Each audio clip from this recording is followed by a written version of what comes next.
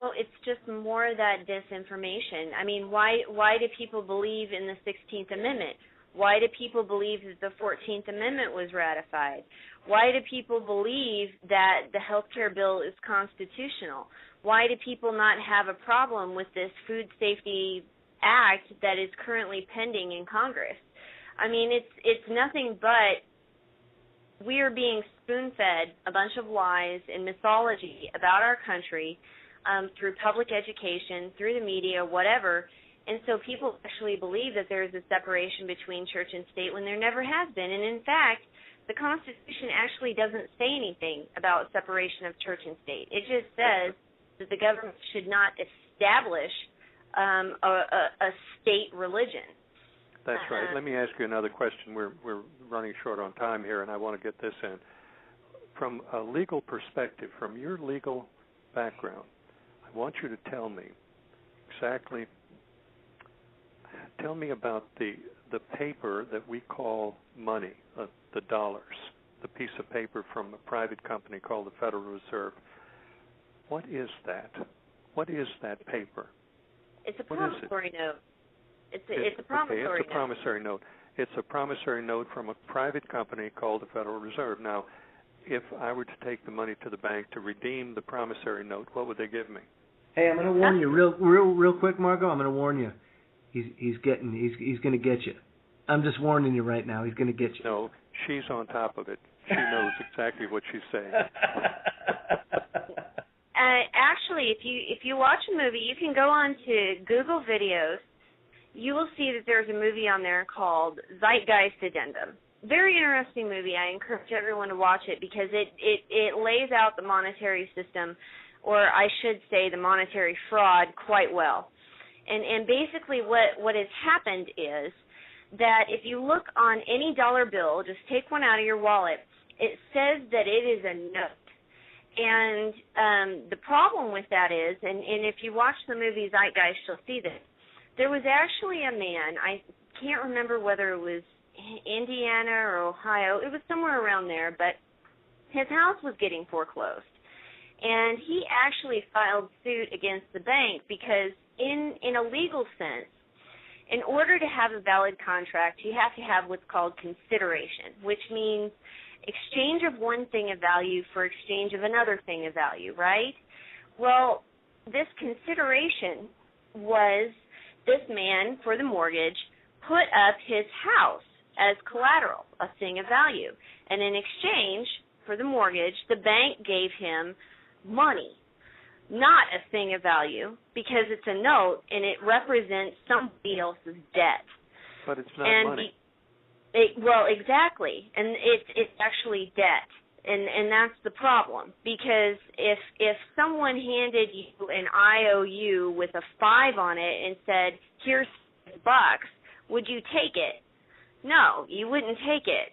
But yet we still deal in money and in currency every day, and it's no different. That thing is a note. It represents debt.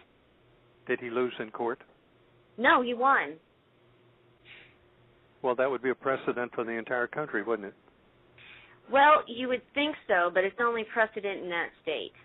Well, even that state, if the people knew about that. And they don't want you to know about it. And that's why you need to watch the movie, and everyone needs to watch that movie and get informed. Because so if I took my it's not a valid contract. If I took my promissory note back to the bank and said, I want you to redeem your note, what would they give me? Nothing. They can't. There's nothing. The currency went fiat back in 1971. But now so they have coins absolutely belong to the nothing government. to give you. The coins belong to the government. Sure. But and the coins aren't worth anything. The $5 U.S. notes belong to the government. I did happen to find out that the Fed is taking the $5 U.S. notes out of circulation as they are put into circulation very quietly. Isn't that interesting? I don't know what it means, but... I don't either, and it would be neat to know what that means because I'm just automatically suspicious of anything like that. So there is no money then? There is no money in the United States? There's no money? No. It's a big fraud. It's a big lie. Yeah. Yes. Speaking of stories, there's this story that you owe the audience, Griff. Joe, I just don't have time. It would take. Let's see. We're coming on the hour here. I am long? Really impressed with Margo tonight. She is such a good guest. Oh man, tell me about it. Isn't it wonderful? Have her back. We've got to have her back. Yes, sir. We will most certainly have her back. Margo, would you come back sometime and do this again? I would love to. I really appreciate you guys having me on. What's the name of your candidate again, Margo? Her name is Jasmine Talbert. And is there a website for Jasmine Talbert? If you hold on, I'll get it and I'll put it in the chat room. Yeah, that would be outstanding because, folks, we need to throw our support behind all of these candidates that are trying to make a difference. I know that in my district right now, my district has a very corrupt representative by the name of G.K. Butterfield.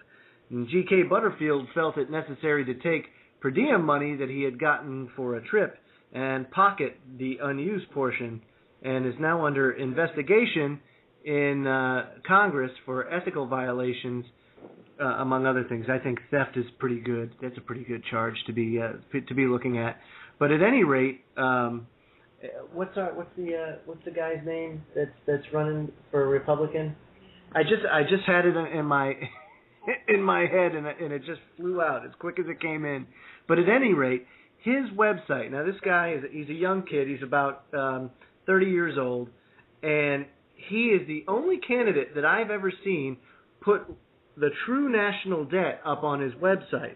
And on his website, he's got the official national debt, which is like 13 trillion and change.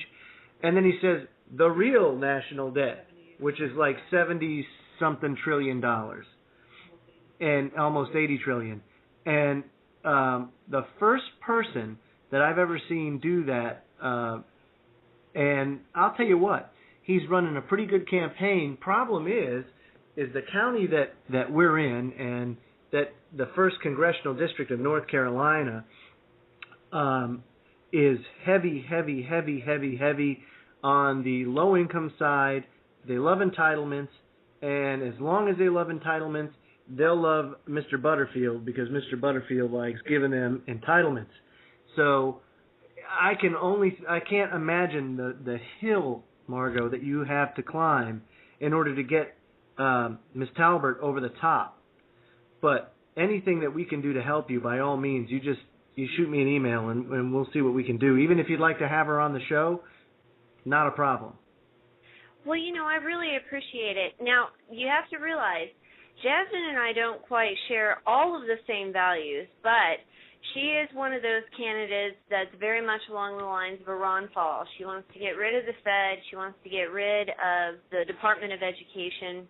She'd love to get rid of the EPA.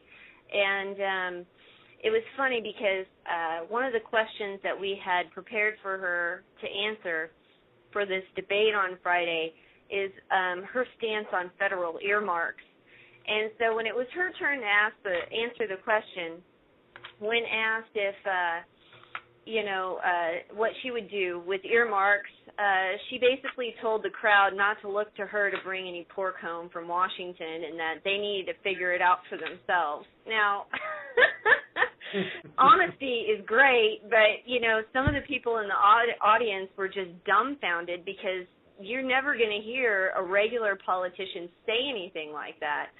So I find it refreshing, and I hope as many people as are needed to get someone like Jasmine elected find it refreshing as I do. So I know I do, and the name of the candidate that I was thinking of was Ashley Woolard, and he's actually running on the Republican ticket because I think he's the only Republican in this district. So I mean it's tough, and he's got a heck of a hill to climb. But you and people like him can make a change as long as the moral compass stays consistent and that they don't lose focus when they get to Washington. Because I've seen it time and time again where people have great intentions, but the old saying, the road to hell is paved with good intentions. And it's time now for all of us to make a difference. And even if these candidates are not in your district, to try and make the push and support them no matter how you can. And if you can't do it monetarily, then do it by just putting the word out and getting that information out and spread the word and make it contagious. Make this feeling infectious, and maybe we can make a difference. You know, the chances are slim, and I think you'll agree with me here, Griff, that we'll see any real change come November. However, it is our duty to try and push it as best we can, so that if there is that chance, we give it the best shot, you know, and try to make a difference. Sure. I still have a feeling that some major event will come in November, right after the election. I'm inclined to agree. I think it's about to come down. Some of the financial reports I've been getting from some people that are pretty high up in the financial community seem to think that the market's being rigged artificially just so we can get through the elections. And so I would agree with Griff. And you're probably right. And, you know, one thing that Andrew said in the last hour, Griff, was that, you know, this gold move with these elitists calling on their gold bonds and expecting their gold back, and we're talking billions and billions of dollars in gold, and these gold bondsmen are putting out bonds, you know, one out of every $100 dollars they actually have backed by gold. So I mean, they don't have near the gold to put out.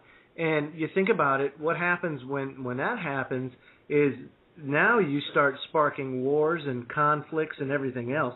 So you may very well be right, Griff, in that some things economic can really trigger a downward spiral and cause a whole lot of havoc. I am right. We've got about 7 weeks before it starts. I am right. And that means, folks, that you know, do the best you can in trying to stay vigilant, spread the word, and prepare yourself mentally, physically, and spiritually for some very tough times ahead. And what's the worst case scenario? The worst case scenario is things go to hell in a handbasket. Best case scenario, things remain status quo. And hey, you're that much better off because you have all this stuff. But I would like to thank you, Margo, for coming on the show. What a fantastic guest. And you're welcome back anytime. If you want to promote your candidate, by all means, go ahead. What's her website again? It's talbertforcongress.com. Right, and if Miss Talbert wants to come on the show, this is an open invitation. She can come on anytime. Just shoot me an email, and we'd love to have her on to talk about this and get her the exposure that she needs. And maybe it'll push her over the top. Who knows? Well, thank you guys so much for having me on. It was an absolute pleasure. I love the show, and I really am thankful that you guys are providing a forum for this kind of talk. It's all about networking, you know. It's all about networking in the end. Joe? Yes, sir. Next time I want to ask Margo personal questions about her relation to Lois Lane and Clark and Lamont Cranston. Yes. I think she knows some information that we need to know about that. When you tell your story, I'll most certainly make that happen. That's a deal. I sit here and wonder, did he lose a bet or something? No, not at all, not at all. Folks, thank you so much for tuning in tonight. Coming on Thursday, Griff, who is our guest for Thursday? I don't remember, Joe. I don't remember either.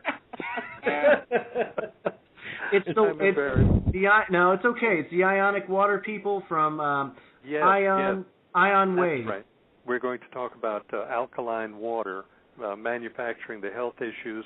We've got two guests, the president of the company out in Reno, Nevada that sells the machines, and his science director, Dr. Ben Johnson. Very good. Well, folks, we're out of time. Thank you for tuning in. Tune in again Thursday night, 8 p.m. Eastern, and we will see you then. Good night.